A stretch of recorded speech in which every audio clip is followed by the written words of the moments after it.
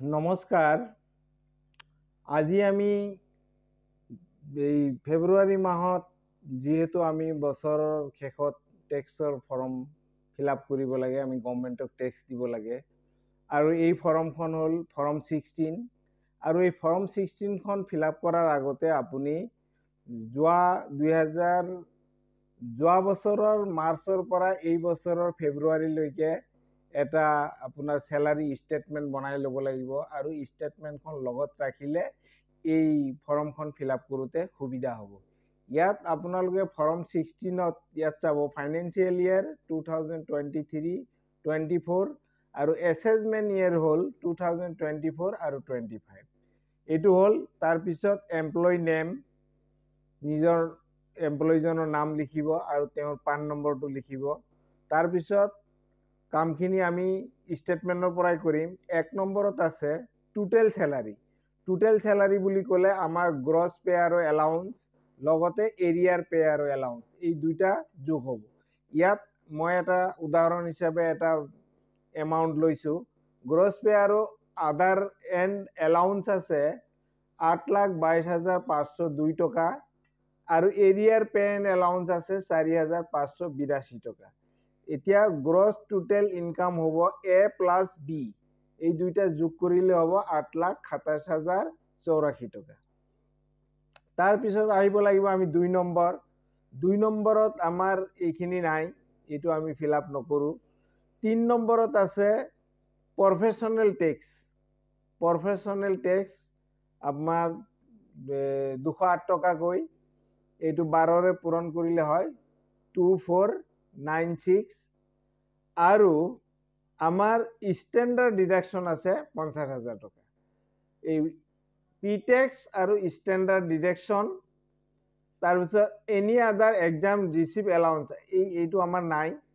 এতিয়া P tax আৰু standard deduction 50,000 দুটা আমি 8,27,084 টকাৰ পৰা বিয়োগ কৰি দিম। দিওঁতে হ'ল আমাৰ 7,74,588 টকা।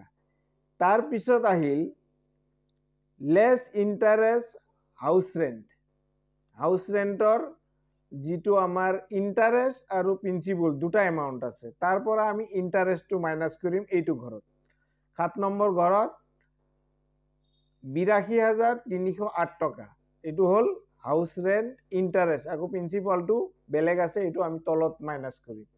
এতিয়া এই 6 নম্বৰ ঘৰৰ পৰা 7 নম্বৰ ঘৰটো আৰু 8 নম্বৰ ঘৰটো বিয়োগ কৰিলে হ'ল আমাৰ 6,92,280 টকা। এতিয়া গ্ৰছ টোটেল ইনকাম হ'ল 6,92,280 টকা। এইটো গ'ল। এতিয়া আহিল আমাৰ ডিডাকশ্যন আণ্ডাৰ 6A। 10 নম্বৰত আমি ডিডাকশ্যন কৰিম কি কি। ইয়াত এটা কথা খেয়াল ৰাখিব যে ইয়াত আপোনাৰ এই গোটেইখিনি ঘৰ মিলাই আপুনি 150,000হে ইয়াৰ পৰা মাইনাছ কৰিব, মেক্সিমাম আপ টু 150,000, 1.5 লাখ টকা। এইটো ঘৰত আপোনাৰ 2 লাখ 3 লাখ যিমান খৰচ আপুনি দেখাব পাৰে, কিন্তু মাইনাছ আমি 1.5 লাখ টকাহে কৰিব পাৰিম। এতিয়া ইয়াত দেখুওৱা হৈছে ইঞ্চুৰেঞ্চ টিউশ্যন ফিজ 6,200 টকা, GPF 72,000 টকা, GIS 2,400 টকা, তাৰপিছত NSC টো নাই। হাউচ লোন প্ৰিন্সিপল, ইয়াত ইণ্টাৰেষ্ট ভৰালোঁ, ইয়াত আমি প্ৰিন্সিপলটো ভৰালোঁ। ভৰোৱাৰ পিছত ইয়াত হ'ল 1,85,968 টকা, কিন্তু আমি বিয়োগ কৰিব পাৰিম 1,50,000 টকা। এতিয়া 6,92,280 টকাৰ পৰা যদি 1,50,000 টকা বিয়োগ কৰোঁ, তেতিয়া হ'ল আমাৰ 5,42,280 টকা। টেক্সেবল ইনকাম এইটো হ'ল আমাৰ টেক্সেবল ইনকাম 5,42,280 টকা। ইয়াত এটা কথা খেয়াল কৰিব, এইটো হ'ল আগৰ ফৰ্ম আৰু নতুনকৈ আৰু এখন ফৰ্ম ওলাইছে, তাত আপুনি এইখিনি মাইনাছ কৰিব নোৱাৰে, অকল ষ্টেণ্ডাৰ্ড ডিডাকশ্যনটো মাইনাছ কৰিব পাৰিব। আৰু সেইটো 7 লাখ হ'লে টেক্স নালাগে আৰু এইটোত 5 লাখ হ'লে টেক্স নালাগে। কিন্তু ইয়াত কি হ'ল 5,42,280 টকা হৈ গ'ল। সেইকাৰণে আমি ইয়াৰ টেক্সেবল এমাউণ্টটো টেক্স কাটি যাব লাগিব আপ টু 2,50,000 টকালৈকে নীল 2,50,000 টকা নীল হলে এতিয়া 2,50,001 টকাৰ পৰা 5 লাখলৈকে তাৰমানে ইয়াত 5,42,280 টকা আছে ইয়াৰ পৰা 5ৰ পৰা 2.5 লাখ বাদ গলে ইয়াত 2.5 লাখ থাকিব 2.5 লাখৰ আমি টেক্স দিব লাগিব 5%।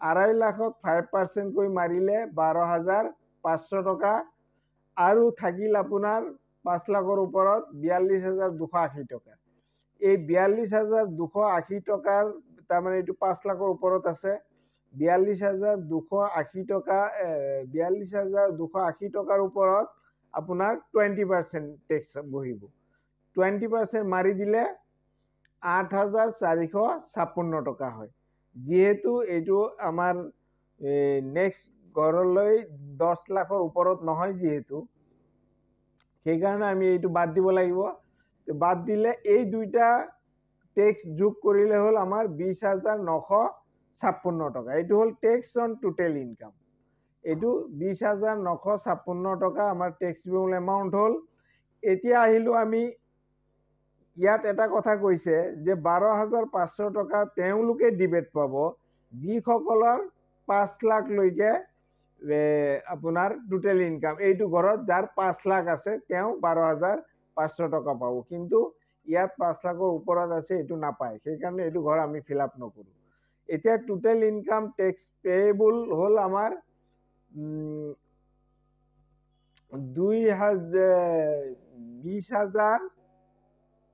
20,956 ইয়াত 9টো কাটি গৈ আছে 20,956 টকা এই 20,956 টকা হ'ল আপোনাৰ টোটেল টেক্স পেয়েবল আৰু এডুকেশ্যন চাৰ্জ হেল্থ চেলছত 4% আমি দিব লাগিব ইয়াৰ ওপৰতেই 4% মাৰি দিলে 838 টকা 24 পইচা হ'ব এতিয়া এইটো ইয়াৰ লগত যোগ হ'ব ইয়াত আৰু এটা কথা কৈছে কিছুমান কৰ্মচাৰী শিক্ষক বন্ধুসকলে তেওঁলোকে মাহে মাহে টেক্স কাটি যায় যদি মাহে মাহে কাটি যিমান এমাউণ্ট হয় ইয়াৰ পৰা এইটো মাইনাছ কৰি দি যিটো থাকিব এইটোৱে টেক্সেবল কিন্তু যেহেতু আমাৰ মাহে মাহে দিয়া হোৱা নাই সেইকাৰণে এই দুইটা যোগ হ'ব এই দুইটা যোগ হলে 21,794 টকা এই 21,794 টকাটো আমি গভৰ্ণমেণ্টক টেক্স হিচাপে দিব লাগিব এই আপোনাৰ এই বিলটো ফেব্ৰুৱাৰী মাহৰ বিলত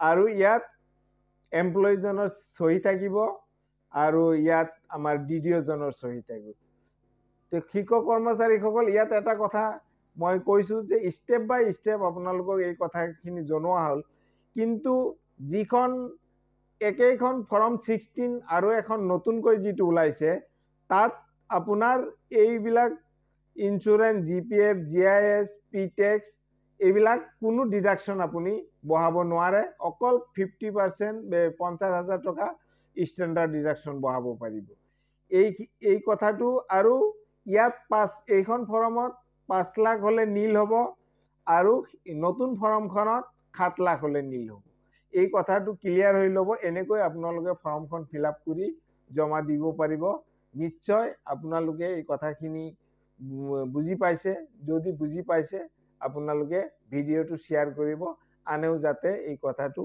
জানিব পাৰে নমস্কাৰ